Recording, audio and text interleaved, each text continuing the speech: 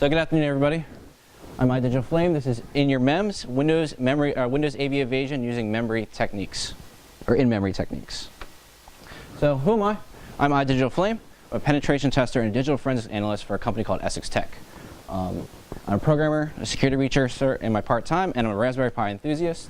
And I love popping boxes, hacking video games, and sending phishing emails especially. Those are really, really, really fun to do.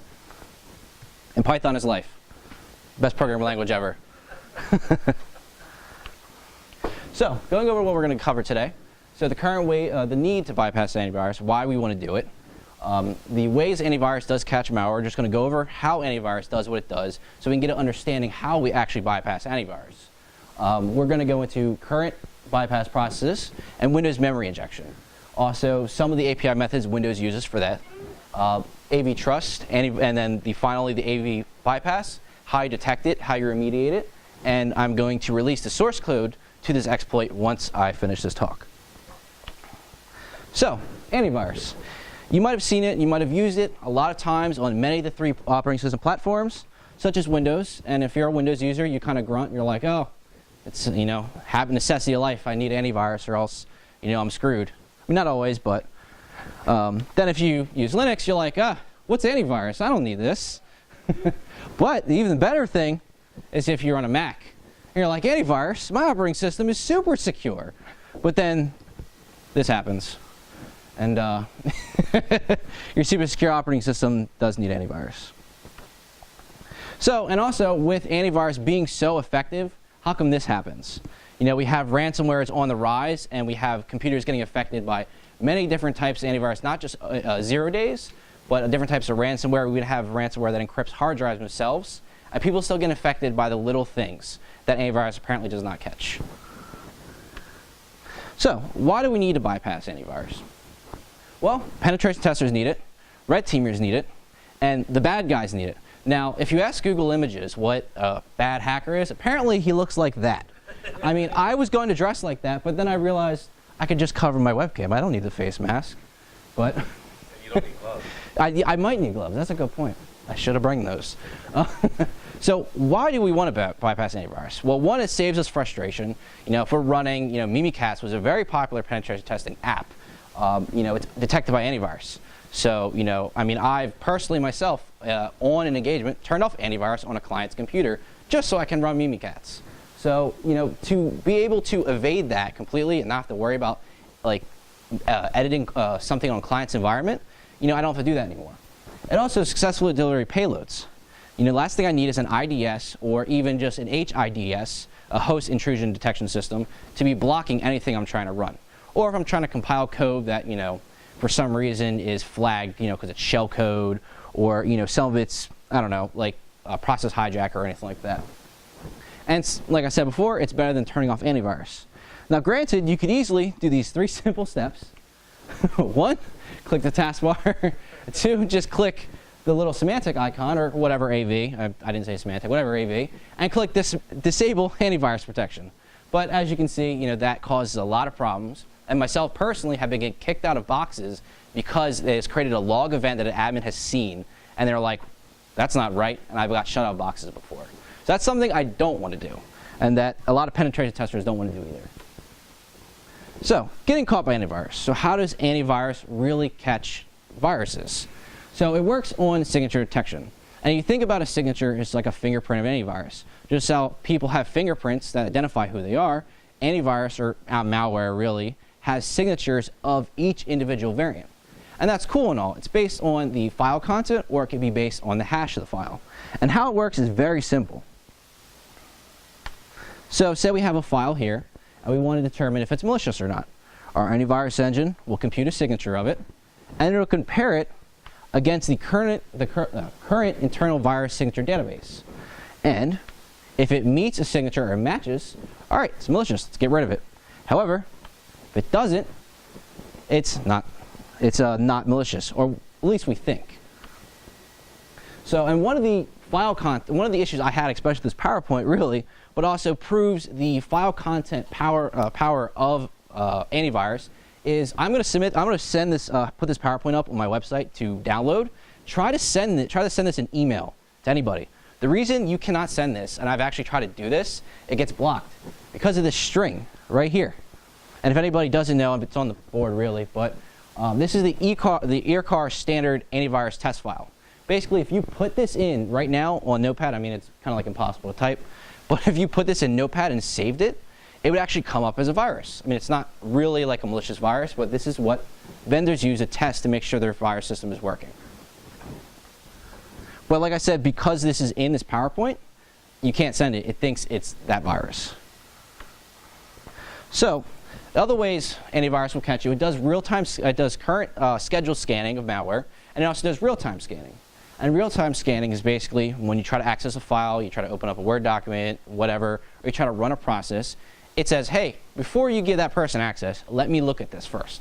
And it goes and it scans it, and then if it's bad, it says, no, you can't open this. As you've ever seen before, trying to open up like any malware, you know, for testing, or something that you might not think is malicious, and it blocks it and it says, hey, you can't do that. But if it's not malicious, it just lets you open it, you don't even notice it happening. It's not as reliable as you think it is. Problem is, if there's not a signature for that antivirus, or that malware, I'm sorry, then it won't get detected. So basically, if there's a new piece of malware that just came out yesterday, and your antivirus vendor has not updated your signatures, or you just didn't update your signatures because you didn't feel like it, you're going to get infected really quickly. There's also a feature that's very old in antivirus, but it's really had not much use until now. It's called heuristic detection. And basically, it detects the actions of processes. So depending on like what it opens, what it does, it tries to see if the process is acting malicious. And it's kind of useful because you don't need a signature to detect if that's a malicious process. If this process is, you know, I don't know, opening like 30 files at once, all right, that seems kind of weird. When does a process ever do that normally? Now there are some cases, but it's better method detection, and it is faster response to emerging threats.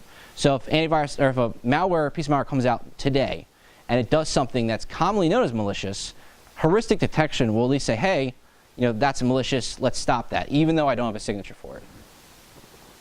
And you know, like I said, it also detects non-signature based malware, or non-listed as well. And this can be seen in a couple of products that have been out recently. Malwarebytes has a new anti-ransomware program, and this is kind of what I was getting to with the 30 files open, is that this program doesn't have any signatures for ransomware. All it does is says, hey, is process A opening a buttload of files? If it is, it's got to be ransomware. Let's at least stop it or kill it. And the same thing, Patrick Wardle, a OSX security researcher, also released a program called ransomware. And it really does the same thing. It doesn't look at the signature of each process and say, hey, is this malware, is it not? It says, hey, is this process acting fishy? There's something weird about it. And in the case of ransomware, is it opening a buttload of files?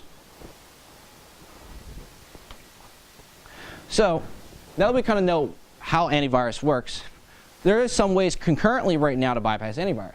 One is encoding and encryption, and if you ever use Metasploit, one of the options when you generate a payload in Metasploit is you can say, hey, what encoder should I use? There's a couple ones like XOR, polymorphic, and basically what they do is they change the underlying machine code that it looks like, but your code that you want to run is exactly the same. So if you have, I don't know, shell code that shuts down the system, really simple shell code, it will look different even if you use a different encoder, but it does the same thing, always. And that used to work really, really well. But the problem is signatures have caught up with them. So any piece of shellcode really, even, you know, the basic bind shell, will upload it to the virus code, it will come back with like 30 hits automatically. You also have loaders. They're commonly used in ransomware, that a non-malicious or non-detected file will be downloaded to your system, and it'll run and it'll download the malware basically so it avoids being detected by handles, like by real-time scanning, because you're not opening the file yourself. A program is downloading it for you and running it. Now, it can get picked up, so it's not super successful, but in cases of new malware like ransomware, you know, it's a little bit easier for them. Yes, thank you. Also, custom written malware, so your 0 days, you know, from like any other country or even the United States, the NSA, for example, anything that's not mainstream will also fall into this category. It's not a real protection, but it's one way to get around it by coding your own malware and then sending it out as quick as possible. Lastly, we have our popular Veil framework. The Veil framework actually has a lot of payloads, including ones in Python, C, Go, and PowerShell. And actually you can do memory injection with it as well, which we'll get into soon. But it does allow you to create undetectable executables. So if you do have a piece of malware that's detectable, you can use the Veil framework to encode it in a payload that will at least render it somewhat undetectable. So we're going to go into what is memory injection. So like I said, Veil framework does use memory injection. So memory injection is the procedure of adding your own code to a current running process. It's not always malicious as you might think. It's actually used in a lot of PC modding programs, debuggers, Windows system processes do use it, and other extensions to Windows programs do use this as well. It also allows your custom code to run in the same context as the process that it injects into. Meaning if a process is PID 1000 and you inject code into PID 1000, you are now PID 1000. So you are now that process even though you're not that process's code. You're your own custom code. And basically, this is how memory injection works.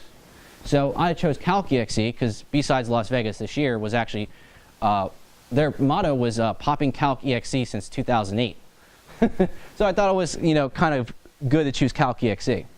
So say we have our process, proc.exe, and we have calc.exe. Now you'll notice that including in the instruction code, you have a block of free space. And every Windows process, at least on 32-bit systems, is given up to at least 4 gigs of virtual located space. Not that you have that much space in RAM, but it can virtually allocate that much. So what will first happen is our process will call a Windows API called process_open to try to attempt to get a handle to that process. And if we have access rights, we will get one back, and we will get a handle to calc.exe. And it's basically a pointer into memory where calc.exe is.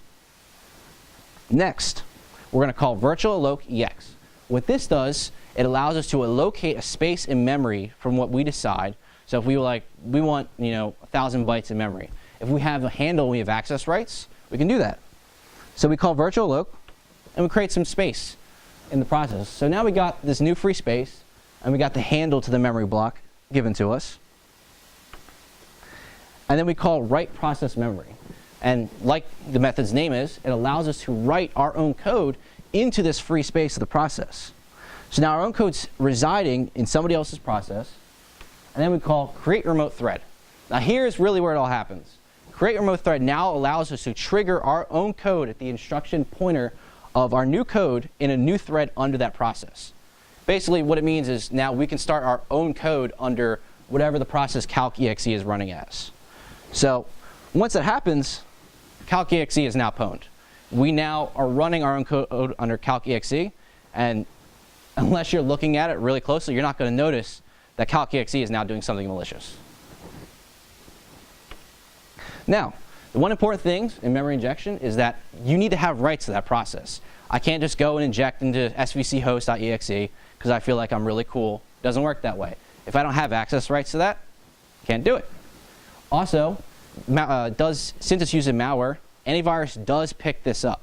It's called a process hijacker. A lot of common antivirus products will immediately red flag this and be like, hey, that's not possible. The one benefit of it, it does evade real-time and file scanning as there's nothing written to the disk. All of this is happening in memory. So we're not making any changes, anything physically on the disk that can be accessed forensically, except for memory, and we'll get to that. So one of the ways you can practice memory injection is with Python. These two great books, Black Hat Python and Gray Hat Python, cover this in detail. And it's really awesome. The only downside to this is Python has to be installed on the computer you're targeting, and Python 3 has a lot of issues with it. I've tried Python 3 personally, and it does not work. Python 2.7 is the best one that works with this. You can compile it for compatibility. However, one of my favorite Twitter statuses, the worst part about compiling Python into a Windows binary is the part where you get repeatedly punched in the throat. And I feel like that is really true. Compiling a Python executable, it's kind of difficult. I mean, it works, but it doesn't really work super well. You don't get just a single exe, and you're like, okay, cool, I'm just going to email this and pop somebody's box. Doesn't work. You get like 9 files and a zip file. So you have to email 9 files to your target and be like, hey, can you download these, put them in the same directory for me, and then just execute that one that's right there? Thanks. But like, you can do it in a self-extracting archive. So if you have like a 7-zip SFX or use AutoIt, which is another program that allows you to do something like this, it does look a little bit suspicious when you download and extract a bunch of files to temp and then start executing a bunch of stuff from there. So one way to kind of combat this is called process local memory injection. What this does is injecting malicious code into our own running process. So we're not targeting somebody else, we're targeting ourselves. And it sounds kind of weird at first. It's not detected as a process hijacker due to the context. Meaning that since we're affecting our own process, Antivirus is like, hey, you're not messing with anybody else, I'll just let you alone. And it's also payload type in the Veil framework. And actually this is one of the main process or shellcode injection vectors in the Veil framework itself. So this is kind of a little representation of how local memory injection works. So you have your own stack here of your own process, and you basically call the same functions that we called in our previous example, open process, virtual ex, write process memory. And we can write our new code to here, and then bang, our process is now running malicious code. And you think, well, wait a minute, why would I want to run malicious code in my own process? Well, one thing it does evade AV. And I'll show you.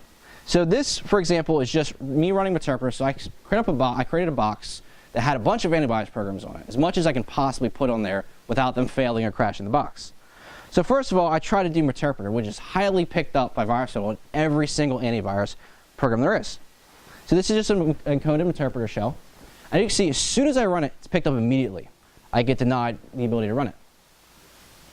So now, and this is the VirusTotal scan of that file that I just ran, just for kind of context. And this is how bad it is being detected. So this is local injection. So this code I'm going to upload to GitHub as well. This is a Python file that has shellcode for a Meterpreter shell inside of it. And it's the same box you're running, same antivirus programs. So I'm going to go ahead and I ran it. So I'm injecting code in my own process, and I go over to my Kali box, and I get a Meterpreter shell. My antivirus did not pick that up at all. So I'm now running Meterpreter session freely. Now the one caveat to that is I will say Symantec, which is one of the virus products that we did test, does have a very good firewall that does pick up Meterpreter no matter what.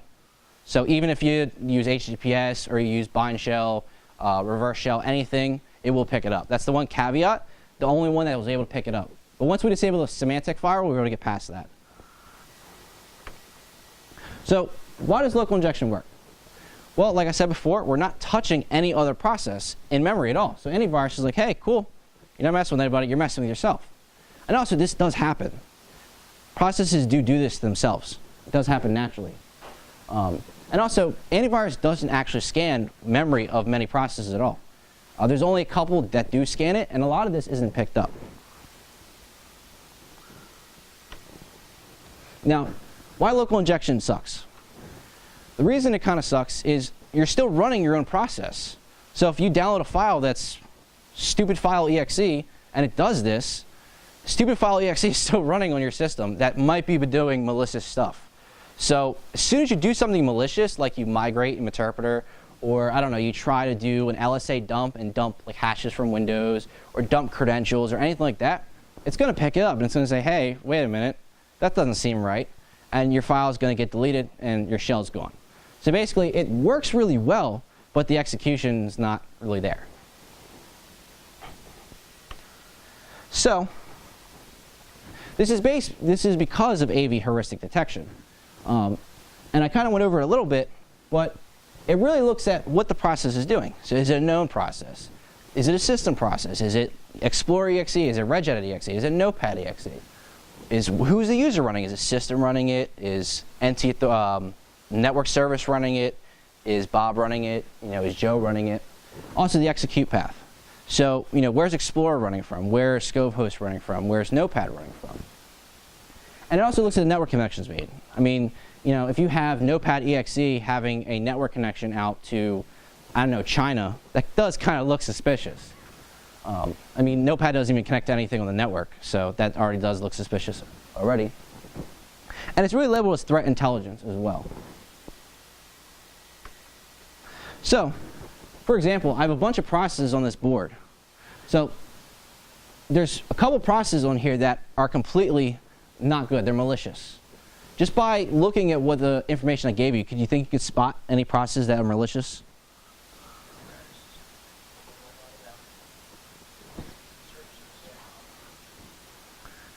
So, if you got these two, you got them right.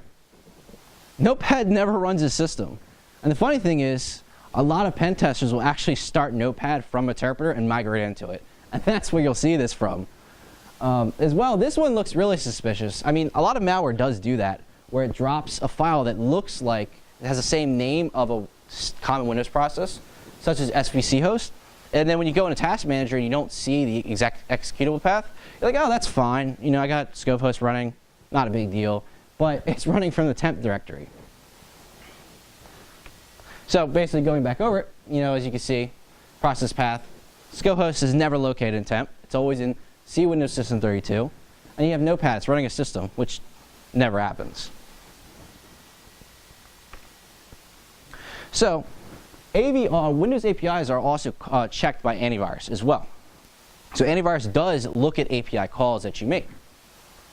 And it checks the context to see if that looks malicious. And what I mean by context is this. So if you have WinWord.exe, which is the process name for Microsoft Word, and it tries to open a handle to WinWord, Microsoft Word. So it's opening a handle to itself.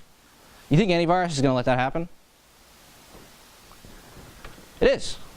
It's opening a handle to itself. It's like, okay, whatever, you can do that. So now we have our process called malproc.exe. It tries to open up a handle to WinWord again. You think antivirus is going to let that happen? And that would be, nope, it's not going to happen. That's a process hijacker right there. They're saying, okay, you want to inject memory into WinWord. We're not going to let you do that. Now, we have run DLL32. Then it wants to open up a handle to WinWord.exe. You think this will be allowed? If you said yes, you are right. The reason being is this is a system process. It's like, hey, this is system. This obviously does this, so why would I disallow it from doing what it's supposed to do? So in going over really quickly before we get into the exploit, the API calls, these are some of the API calls that are actually monitored by malware itself. And these are the ones that actually can do the most damage. So we have create remote thread, which I used in my earlier examples. And that, like I said, it allows you to create a thread in another process that is not yours. I mean, or it can be your process if you want it to be. NT create thread EX. This is the beauty of Microsoft right here, people. This method is not documented anywhere in any of Microsoft's documentation. It's not. And it's actually the most effective, the best working method for doing memory injection and thread calling. And NT create thread EX does the same thing as create remote thread, except for some reason NT create thread EX works on 64-bit systems and it doesn't work, or create remote thread does not. But it's also undocumented, so I have no idea why Microsoft did that. Write process memory, what I also used in my previous example, like I said, it allows you to write contents of process memory. And you have open process. I've also used it before, open a handle. This one's a little bit a new one. This is used in Meterpreter a little bit. It's load library A, and you can also have load library W, but I used A on this example. And basically when you call that, you call it with a DLL path, and allows you to load any DLL into your current process. And we're going to use that in one of our examples. So back to our one example where we talked about context, is that we noticed that run DLL was allowed to open a handle to WinWord. And that's because of AV trust. So AV inherently trusts system files. And the reason being, in 2008, I can't mention the vendor, but if you go to the link, you can look it up.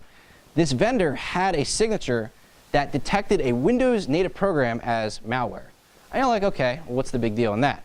We detected it, it deleted a critical system file, and everybody that was like, oh, I'm cleaning malware in my system could no longer boot their operating system anymore. So to prevent that, AV does prevent system processes and AV data files, especially because it's got to save itself, from being malware. So it's like, hey, if Explorer is trying to do something malicious, but it's just opening a handle or it's writing memory, okay, that's fine, whatever, I don't care. So, or if an AV program file is doing it as well. So that really leads us to our exploit. So, right now, as you can see, we have a couple things that in combination could kind of work together. So we have memory injection that could hide malware code. Currently, we can only do it in our current process. We're thinking, okay, whatever, that's cool. But also, AV has an inherent trust in system processes. And actions by system processes are trusted. All right? So really, all we need is a system process that can run our malicious code for us, while at the same time looking like a system process and acting like a system process. So, and our answer is before is run DLL32.exe. So, and just to, on our next exploit, I had to use bind TCP just because Meterpreter was having issues in my example. The one good thing is I tried to generate a bind TCP exe to show you how, if AV would pick it up, I couldn't even copy it over to my VM. That's how bad it picked it up. As soon as I copied it or even touched it, it was like, nope, you can't do that. So that's how easily the code we're about to run is being picked up by antivirus. So, and I have sysinternals open in the background. I know you can't see it very well, but I have sysinternals open in the background that's going to show my connection.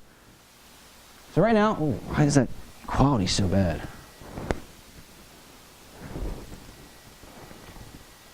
Let me fix that. Sorry about that, guys. I don't know why it looks really crappy. That look a little bit better? So, we got our compiled exe over here. So now we notice we clicked it and it ran. Nothing happened. Our process closed. So I'm sitting here waiting. I get over my box, my Kali box, and look at that. I got a reverse shell opened. Complete, even though antivirus was in the system, did not pick it up at all. So in the greatest thing, I look where I'm running as, and I don't know if you can see it, but I infected the antivirus process. So my code infected antivirus. So not only am I running a shell undetected in the system, I actually infected the own antivirus product. And honestly, I did not deliberately attack the antivirus process, but I thought it was kind of ironic that antivirus was now doing my bidding.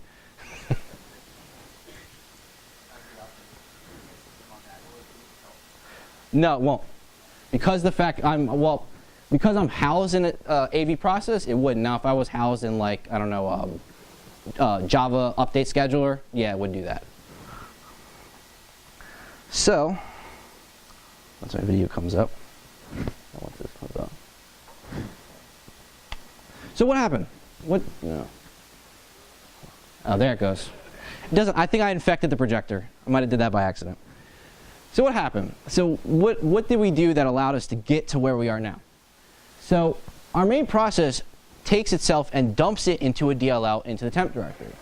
And that DLL contains our shellcode and instructions to do its next job, which what it does is it gets launched by run DLL32.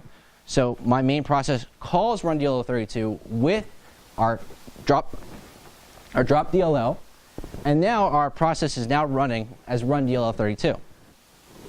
So our DLL now enumerates all running processes, and it's like, okay, I want that one. So we pick a process that's not going to make the system crash, which I have done that. I blue screened a box a couple of times in testing this. But once we pick our process that meets our recommendations, we're going to inject shellcode into it. And because we are running as run DLL32, the antivirus doesn't pick it up. It says, okay, you want to do that? Cool, go ahead. And then the shellcode runs. So in a little graph, to kind of step-by-step this, is we create a DLL file. We call run DLL32 to execute that file. Our file then enumerates all processes, and it picks out a specific process. And then we inject code into it, and then start our malicious thread. And then we now have malware on your machine without being detected. And as a bonus video, I'm not supposed to call out specific antivirus vendors, but have any of you guys heard of Microsoft Emmet, the Enhanced Mitigation Experience Toolkit? It's supposed to detect from buffer overflows and injections and a lot of things for Windows, and it's constantly updated. Problem is, I tested it this morning, and we were able to bypass it. So our little bonus videos, we have Emmet here running, and we have our code again. So let's run our code this time again, with Emmet running in the background, or in the foreground, really. And you'll notice, once it Takes a couple seconds to load.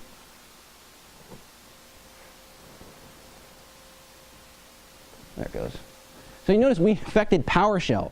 So the PowerShell process that was running, we now infected that, and now I have another reverse shell in the system. Completely bypassing all technical controls put in place to prevent something like this from happening.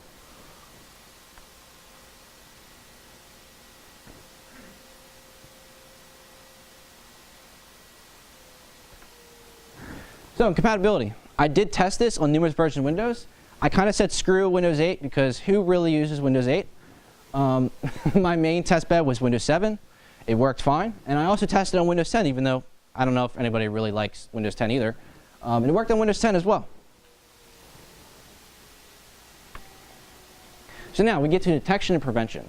So how can we detect this? It's actually very hard. No AV caught it. Nope. So detection, one of the ways we can detect it is I use a program called Redline. Redline, it does analysis of memory currently running. It has to dump it first, and then you can use it to analyze memory. Redline did see it in there. So if you do have Redline installed on your machines, it will pick it up. Not directly in real time, but you will be able to at least detect something like this going on. Volatility. Now volatility is an after kind of action, process. So if I happen to be dumping memory of the host as I was doing this exploit, then volatility would definitely work. I would have to run, I would have to look for injects in volatility, but I could definitely see that. And any memory dump really that you take would be able to see this because this is really a memory only thing. Prevention. How can we prevent something like this from happening? How can we prevent somebody from getting infected like this? One thing we could do, we can flag the DLL itself or the loader is infected. Now this isn't a permanent solution, as one little code change, little byte, immediately will change the signature of these two files, and we're just doing it all over again. It's like cat and mouse. One thing we could do with Windows to bolster security in itself, we could force DLLs to be signed to have to run. So I couldn't run a DLL or inject a DLL into a process unless it was signed by an appropriate signing vendor. And this would prevent, a lot of these attacks from happening. Now, state-sponsored, would maybe have the money to buy a CA to do this, but, Joe Blow that wants to infect you with ransomware won't have the money to do that. We can also disable loading DLLs from non-program directories. I think that's the most important one. I loaded this DLL from temp. I don't see a real reason to load DLLs from temp ever. There's no real reason to do that. And if you do, it's kind of bad programming. DLL should only be loaded from C Windows System 32 or C syswow 64 or Windows syswow 64 or the program files directories. That's it. It shouldn't be loading from your temp file, from your app data roaming. It should just be loaded from those directories, and it'll prevent something like this. Because we don't need admin access to run this exploit. In order for us to be able to drop a DLL into Windows System 32, we need the admin rights. So at least would control our surface area just a little bit. That way, unless we happen to find an administrator, now granted that's even worse, but it would lower the normal users from being able to be exploited by this. Second, or the last one, really is a big one as well. Run DLL32 specifying the DLL as the running application. This one is kind of big. If you ever open up Windows 7 and you open up a photo in Windows Photo Viewer, it says run DLL32. It doesn't actually say Windows Photo Viewer because Windows Photo Viewer is a DLL. It's not an actual program. And that's kind of one of the problems, is that when you run a DLL, you only see run DLL32. You don't see the program that's behind it, or the DLL that's behind it really controlling the shell. So if we had it run DLL, so that way it says, I don't know, temp DLL or DLL 1579.dll is running. And you'd be like, okay, that's kind of weird. That's a weird name for a DLL. That shouldn't be running. Or if you have like shell 32 DLL is running. Then maybe you can see kind of what's running on your computer instead of just 5 processes of run DLL32 running and you not knowing what's actually there. Lastly, once I finish this, I'm going to post the code to GitHub. It says currently, but I don't have the chance right this moment to post it. But once I will, I post the Python code and I'll post the C code. I'm removing the shell code on it just to prevent myself from liability, but feel free to put your own shell code in it. I don't care. You can also get more information, a couple of my links at the link right there, idfla.me/IYM. It'll take you to a page that has a link to GitHub and the links that I put in previously on the other slides. And actually, I ran a little bit fast, so does anybody have any questions? I know it's kind of a lot. Good?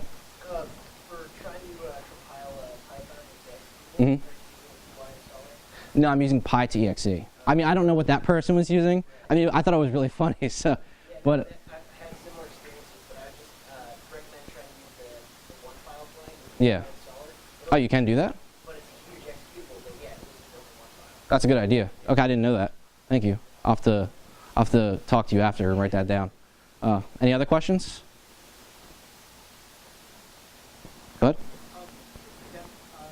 Yeah. I mean, I could, but I don't want to, you know. Yeah, I mean, basically, a great number of AV products that I've tested have not picked this up. So, you know, I mean, there's antivirus products that I don't even know. There's probably ones like not even in English. Just like there's like 50,000 browsers. So, I mean, there may be one that picks it up, but everything I've tested, the average, nothing. So, any other questions?